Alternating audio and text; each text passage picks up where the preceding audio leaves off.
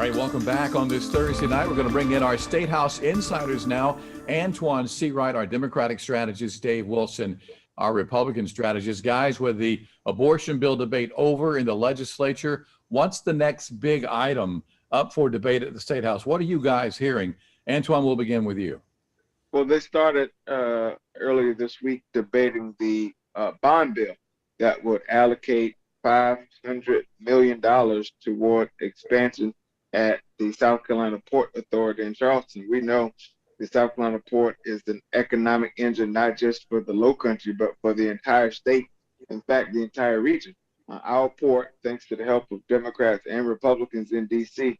During the Obama administration, received the necessary funding to deepen, and it will at some point become one of the deepest ports on the East Coast, which will allow it to have some of the largest ships to come in. And so this is a very important bill.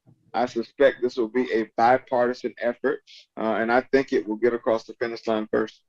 I think you've got Republicans and Democrats who are both looking at this, recognizing the fact that this is a $500 million a year or $500 million investment into something that means jobs in every single region of the state. And that's an important thing, JR, that people need to realize at home. We're talking about an expansion of the port that expands its capabilities for the next 4 to 5 decades. And that allows us to be able to get products in and out of South Carolina products out into the world. And that is an extremely important thing that needs to be taken a look at. I want to also mention an open carry law that I'm hearing about. People with concealed weapons permits being allowed to openly carry their weapons. What kind of traction is there over at the State House for this, Antoine? Oh, I think it's going to get traction very quickly. There are certain pieces of legislation in this country that tend to pop up in several different places in the country, and they make their way to South Carolina. Same identical language, same identical intent, same identical type of politicians who push this type of language, i.e. some of the bills like we've seen like this before. We've seen these type of bills before. We've seen voter suppression bills who've made their way from other states to South Carolina. I would not be surprised if we see one of those. And so this bill to make South Carolina the Wild Wild West is going to make its way to the South Carolina General Assembly. It will have its debate, and we'll see what happens. It will be a lengthy debate. There are two different sides on this particular issue. The reality of it is in South Carolina, we don't have open carry. There is a question of whether or not we should or can have that. And reality is this is an issue where you see the power of what comes out from both the gun lobby and those who are turning around and also saying, there's a fear right now that some people have about the fact that you have the desire among some folks to put liability onto the gun manufacturers for shootings and things that take place like that. And the reality of that is this is where the muddy water kind of comes into the mix very quickly, and it can make it a very difficult issue to discuss and reach a conclusion on. But Dave, there's another part to consider.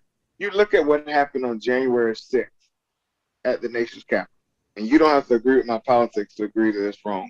You look at what happened in Charleston. You look at so many examples around the country where we know there's just certain people who should not have guns in their hands.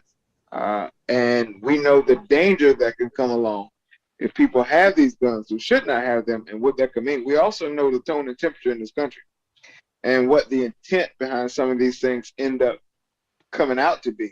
When legislation like this happens, you put people in a real awkward situation and scenario. But Antoine, they would already have concealed weapons permits. To your point of some people shouldn't have guns, the concealed weapons permits holders are the one they're talking about having open carry in South Carolina, right? Oh, I'm clear about that, but I would argue that perhaps some of those persons, Dave and JR, do not need to have their CWP. Now, I'm not against people having their CWP because I grew up in Swansea, so I know what that's all about. However, I do believe that there are some people who do not need to be put in a position where things could go really bad really quickly. We'll talk about the vaccine for just a moment with teachers. Again, the Senate voting unanimously here to let the teachers go ahead and get the vaccination for the coronavirus. The House has the measure now. The governor's still pushing his thoughts that teachers should not be vaccinated now unless they're 65 and older. Where does this stand over at the State House tonight? What are you guys hearing? Dave, what's going on over there with the House? Are they going to pass this or not?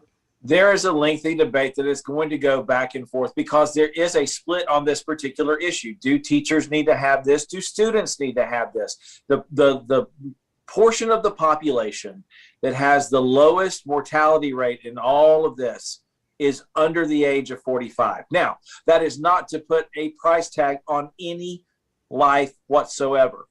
But when you begin to look at where is the greater level of mortality rate, the older that you get, the higher the rate of mortality. And there's a place right now where you've got to split between the idea of whether or not we should be vaccinating seniors or we should be vaccinating teachers. And that is a place where the lawmakers, guess what? We bring 170 of them into South Carolina, into Columbia every single legislative day to be able to discuss and bring the different viewpoints from different communities together to discuss that. I think this is a no-brainer. I think we have to get to a place, Dave, where we can do both. Truth of the matter is, teachers are working with some of our more vulnerable population. When a child comes from a neighborhood in Swansea, Calhoun County, North Woodford, they go into a classroom. They're in a classroom with other students who could be impacted, but also those teachers, and those people interact with people. And so it could be a wildfire that spreads very quickly. I think the governor's wrong on this, and I think that the General Assembly, Democrats and Republicans, are right to say teachers need to be prioritized.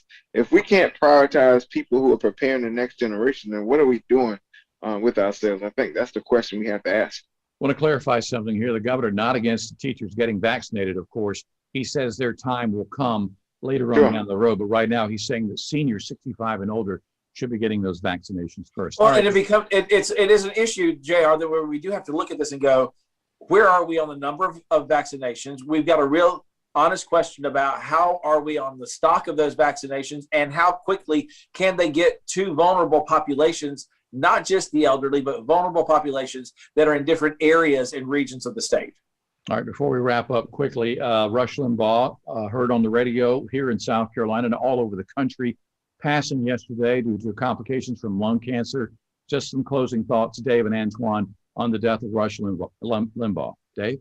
He is one of the few conservative voices that solely has had one of the greatest impacts on engaging people into the public discussion. Rush brought a very unique type of approach to what it was that he did, and a very unique type of approach into the audience that he drew in to get them engaged. And I think more than anything, getting people engaged, just like what we do here every week when we get on the air and we talk, we're bringing the marketplace of ideas together so that we can actually, as a community, to begin to talk about those things and those issues that are important to us. And I'm grateful for the opportunity to do that, just as Rush Limbaugh did on the radio for 32 years. I pray for his family and those he touched. All right. Dave, Antoine, guys, thank you so very much for your time tonight. We'll do this again next week. Stay with us. A full check on the rainy forecast coming up.